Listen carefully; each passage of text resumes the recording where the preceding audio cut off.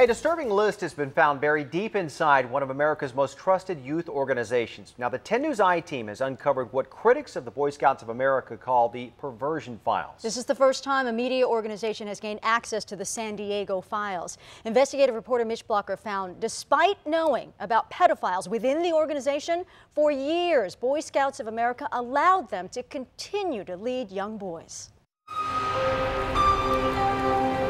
Behind the tradition of trust and beyond the legacy of building leaders, the Boy Scouts of America has kept a secret. He molested me every week of every month. Matt Stewart was molested by his scout leader from the time he was 7 until he turned 18. I'll never forget his bright lights shining from his car through the window, and he would knock on the door. He would molest me in the basement of my parents' house with my parents upstairs. Grown now, he has never forgotten what happened to him as a young scout. He told me that he would kill my family. Stewart never said a word. He says neither did the Boy Scouts of America, who knew about the scout leader Bruce Phelps, who had admitted himself that he had a history of molesting boys. You are talking about a well-respected national organization with a mission to help young boys. You are essentially accusing them of aiding and abetting child molesters. Yes, and it's well documented. Stewart told us it wasn't until he was living in San Diego that he finally decided to tell someone about the abuse he suffered at the hands of his Seattle scout leader. He chose a lawyer named Tim Kosnoff. Scandal can hurt a lot of organizations, but a scandal of this sort, because it is a youth organization, could be devastating to the Boy Scouts of America. Both Stewart and Kosnoff knew the statute of limitations had expired on any potential molestation claim. What happened to Bruce Phelps? Nothing. But it wasn't too late to hold the Boy Scouts of America responsible. Kosnoff successfully sued and forced the Scouts to reveal a portion of its secret files, files identifying alleged pedophiles who were eventually banned from scouting. They include cases across America dating back to 1947, one in Brooklyn, New York, where a scout was molested and killed, another in Greenville, South Carolina, where an exiled scout leader was successful 6 times in reapplying in other states. In almost all these cases, there were adults that either knew or suspected that something was wrong, but they somehow felt it wasn't their responsibility to act upon it. The Scout secret list spanned the country, including 36 incidents here in San Diego County, one at the Lost Valley Scout Camp just east of Escondido. It was here the man they now call the poster child for pedophilia in scouting once volunteered. The man was Richard Turley, a Canadian-born scout leader who slipped through the cracks time and time again. He admitted to the Canadian Broadcasting Corporation that he first molested a boy in British Columbia. Then in 1975, he made headlines when he stole a plane in Fallbrook and kidnapped an 11-year-old scout. He was arrested and the boy was returned safely, but Turley spent the next year and a half at Patton State Mental Hospital, where the state of California classified him as a mentally disordered sex offender. Yet somehow Turley resurfaced in scouting in San Diego County, where he volunteered at the Lost Valley Scout Camp. The Boy Scouts records say in 1979, 3 boys claimed there had been molestation, but their parents agreed not to press charges if Turley would leave scouting. The Boy Scouts of America put Richard Turley on its ineligible volunteer list, but when Turley returned to his native Canada, he was again able to enter scouting and again able to find new victims. It's one of the oldest youth organizations in North America. Last October, the Los Angeles Times and the Canadian Broadcasting Corporation's investigation into Canadian scouting focused on the Turley case and eventually forced Scouts Canada to deal with its own secrets. In a letter to the Canadian broadcasters, we found this revealing document. The Canadian Scouts denied it kept secret files, but it outed its American counterpart, writing, "Unlike Boy Scouts of America, Scouts Canada has no history of keeping so-called secret lists." I think they're absolutely petrified that the child sexual abuse scandal could overcome the Boy Scouts of America. The Boy Scouts of America now admits it kept a secret list, calling it an ineligible volunteer list. The organization would not agree to an on-camera interview to talk about it, though. The Scout spokesman did write, "Youth protection is of paramount importance to the Boy Scouts of America, and even one incident of abuse is too many. We are saddened by any incident of abuse and extend our sympathies to the victims." We asked very direct questions. Their response seems to be, "We're not doing anything wrong, and here's why." Yeah, it's the same response from the Catholic Church. They're not living up to their own oath and creed. This is not just about a few bad apples. Now, Stewart says the man who molested him, Bruce Phelps, still lives in Seattle. His file was one of nearly 5,000 we reviewed, detailing alleged abuse dating all the way back to 1946. Nearly 5,000 reviewed. Does that mean there could be more than 5,000 files? Yeah, we don't know. We were only able to report on what we were able to review. Keep in mind, the Boy Scouts of America, hundreds of thousands of volunteers throughout the years, many of them, most of them doing good work. The real question at the heart of this is why the Boy Scouts of America did not tell the authorities about these few files, just the ones that we were able to look at. Wow. I'm sure there was going to be more to this. Thanks so much, Mitch. All right, Mitch. Thank you so much. This is 10 News at 5. The Boy Scouts of America fought to keep what we're about to show you hidden. The Scouts call them the confidential files. Their pages are filled with allegations of sexual abuse inside American Scouting. The 10 News I-Team first revealed San Diego's files 2 months ago, and now more digging has uncovered more secrets. Our investigative reporter Mitch Blocker found cases where the Scouts were told about sexual abuse, but didn't report it to authorities. San Diego is home to at least 35 examples of alleged sexual abuse in Scouting, including the stories of these former Scout leaders. Have you heard about abuse within the Boy Scouts of America before?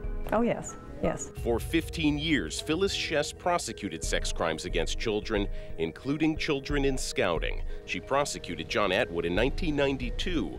The now convicted sex offender was well known to the Scouts. Their file on Atwood documents allegations in August 1991 that he molested a Scout in a San Diego hotel room. Did the Boy Scouts of America help you in any way? Did they alert you that this was happening?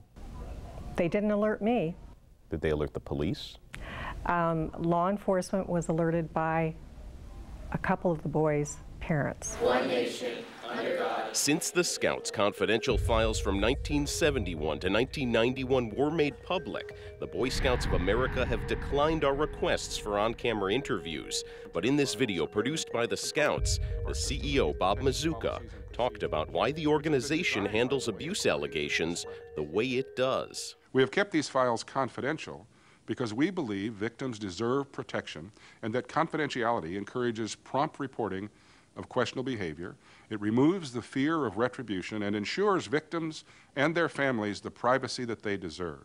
The Scout spokesman told us their current policy requires everyone involved in Scouting to report to local authorities any good faith suspicion or belief that any child is or has been physically or sexually abused. But despite the Scout policy and Mazuka's words, some expressed a growing suspicion that protecting Scouting may have been more important than protecting individual Scouts. Certainly there is pressure on Scout executives, as I understand it, to make sure membership levels stay up. And clearly, if an organization is talking openly about the fact that children are being sexually abused within it, that at least initially could have a negative impact on membership levels. Tim Hale is trying to get the Scouts to publicly disclose the files they continue hiding, files dating from 1992 to today. The Santa Barbara lawyer is one of the only people who have seen these more recent files. One of the most disturbing things we've discovered is the fact that for decades now they have been receiving reports of abuse and quite often not reporting them to law enforcement. Were there any pictures that showed his penis? Yes. So he didn't have clothes on in that picture? He did have clothes on. Okay, but his penis was exposed? Yes. Okay. Did you take that picture? Yes. Hale sued the Scouts because this man, former Scout leader Al Stein, molested his client. Al Stein is now a registered sex offender turned in by his victim's mother in Santa Barbara. Hale says a Scout executive tried to keep the case away from police. A Scout executive attempted to prevent her from reporting that crime to law enforcement. If our client's mother had not resisted that attempt by the Scout executive, Al Stein undoubtedly would be roaming the streets free, and he would have abused again. The Scouts deny discouraging anyone from reporting suspected abuse within Scouting. In fact, we found confidential files from 1971 to 1991 which did result in criminal prosecution. Thomas Wood, Rodney Stark, and Raymond Weeks were all San Diego Scoutmasters during those years. The Boy Scouts kept confidential files on all three. All three are now convicted child molesters. But like hundreds of files we reviewed, these three show no evidence the Scouts told police about the allegations. We asked the Scouts for specific examples where they told police about suspected abuse. They have not responded to that question. In the YouTube clip, the Scout CEO says his organization believes in holding child abusers accountable. When we believe perpetrators of abuse should be punished to the fullest extent of the law. He reminds us why the files were kept confidential. Confidentiality encourages prompt reporting of questionable behavior. But 4 years ago, former Scout leader and registered sex offender Al Stein testified he never saw the Scouts report any sexual abuse. Have you ever been aware of anyone affiliated with Scouting reporting childhood sexual abuse to any law enforcement agency? No. Now tomorrow at 5, we'll let you hear more of what Al Stein said under oath and reveal something the Scouts didn't want you to see, an internal memo to Scout executives which seems to lay the foundation for how Scouts handled all those abuse allegations. Raises so many troubling questions, Mitch. Yeah. All right, we look forward to a report tomorrow. Thanks, Mitch. Thank you, Mitch. Live from San Diego's news source, this is 10 News at 5. And the 10 News I-Team has new information about confidential files kept by the Boy Scouts of America. Tonight, we have some new details of a secret memo that seems to set the stage for how Scouts handled allegations of sexual abuse within the organization. Our investigative reporter, Mitch Blocker, with the new information he's uncovered.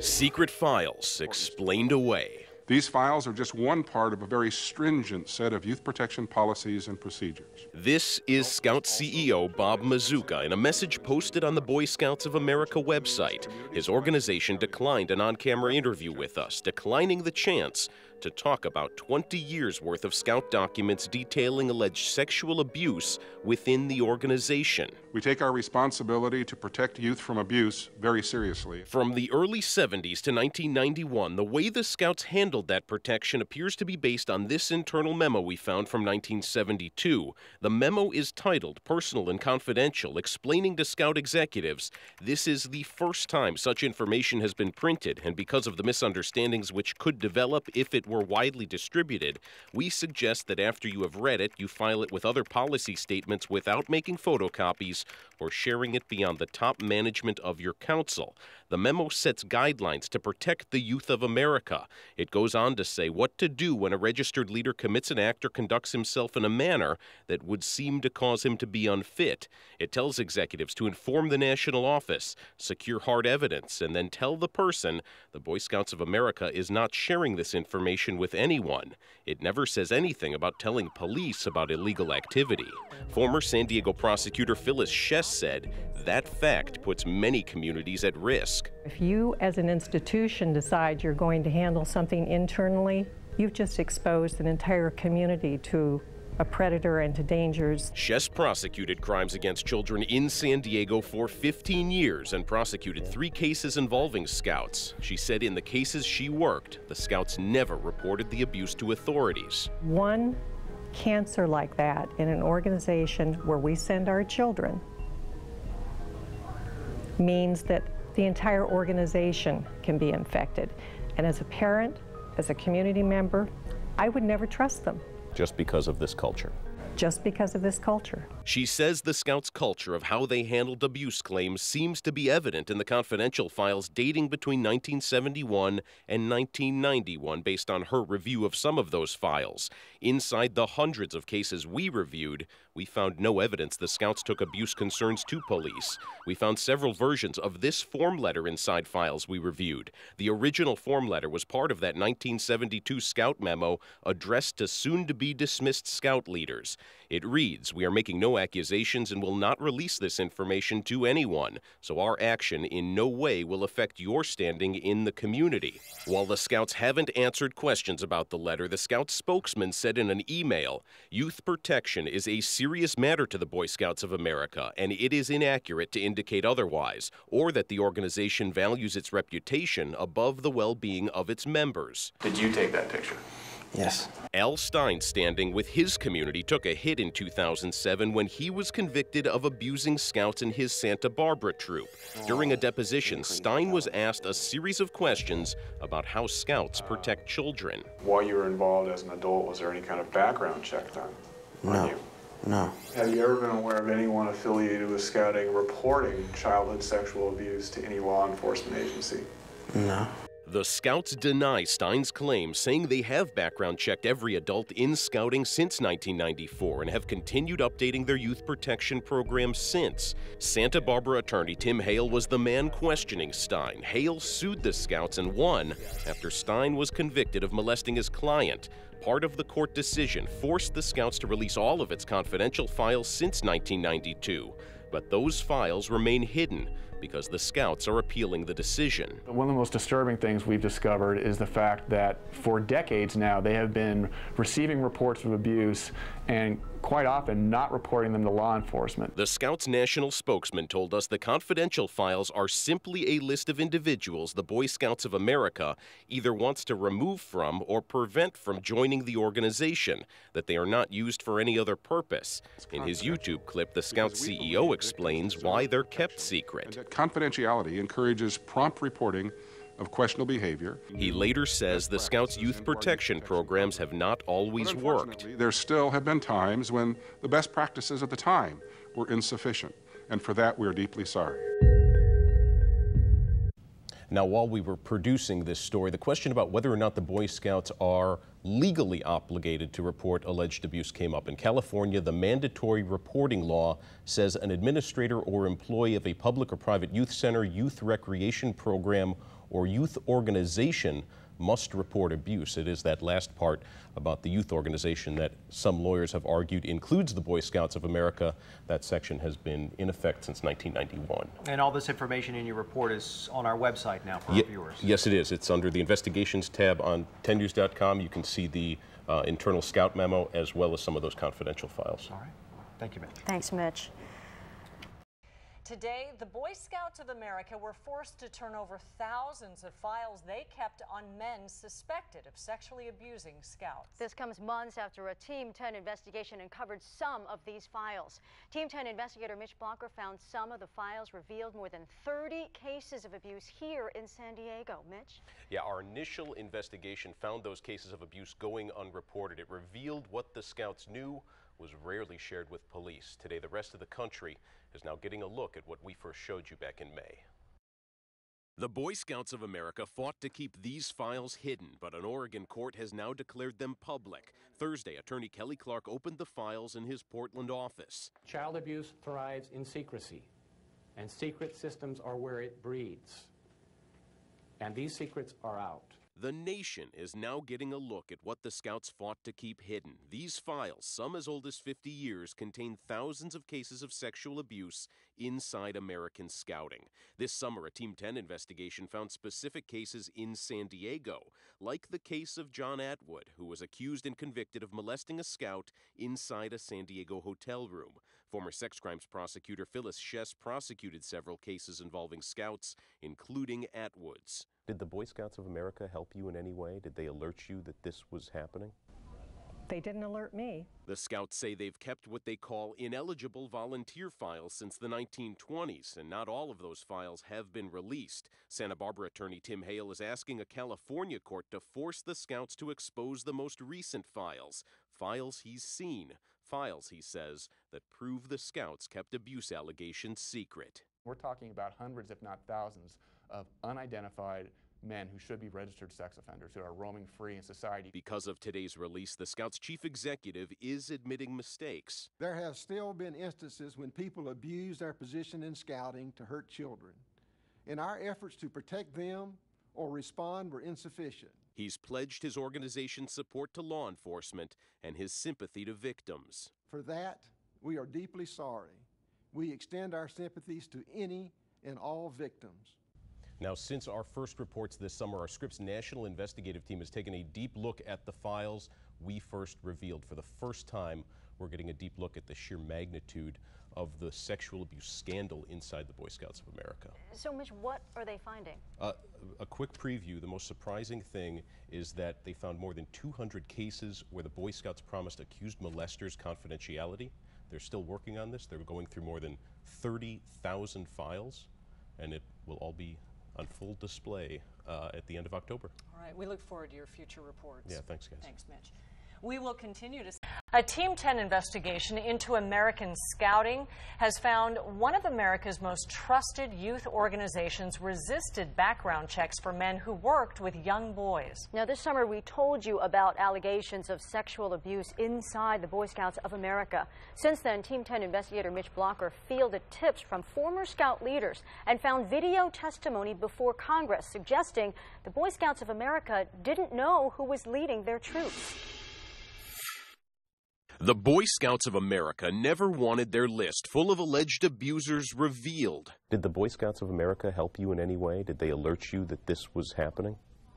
They didn't alert me. They never wanted people like this former San Diego prosecutor to know about Scout leaders like Richard Turley or John Atwood. In fact, Team 10 found that at a time men like Atwood were being allowed into Scouting, Scout executives were telling Congress that it was too expensive to background check volunteers. The cost and loss of volunteers will be significant. This video was recorded in 1993 as Congress considered the National Child Protection Act. Then Director of Scout Administration Lawrence Potts sat next to representatives from Big Brothers Big Sisters and the Boys and Girls Clubs of America. Those organizations implemented background checks in the 1980s. At the time, Potts explained that wasn't affordable for the Scouts. Experts have indicated that criminal background checks identify in advance nothing more than a small minority of those who are predisposed to molest a child. I mean, how have you been able to screen and avoid this problem? We know the leaders that we're selecting, they come out of the community that they're serving in. Team 10 found the Scouts also filed written testimony in 1993, telling Congress the BSA has no accurate statistics on the incidence of child sexual abuse in Scouting. This was written at a time when the Scouts had thousands of secret files detailing alleged sexual abuse within the organization, hundreds of which Team 10 reviewed this summer. Team 10 asked the Scouts' national spokesman about the 1993 testimony. In a statement, he said, "Since this testimony, the BSA has significantly changed its youth protection practices. Today, the BSA requires background checks, comprehensive training programs for volunteers, and mandates reporting to authorities of even suspected abuse." With Team 10, I'm investigator Mitch Blocker. In 2003, as the sexual abuse scandal in the Catholic Church made headlines, the Scouts started criminal background checks for new volunteers. Now, the Scouts insist there are far fewer sexual abuse cases in its organization than in the public at large.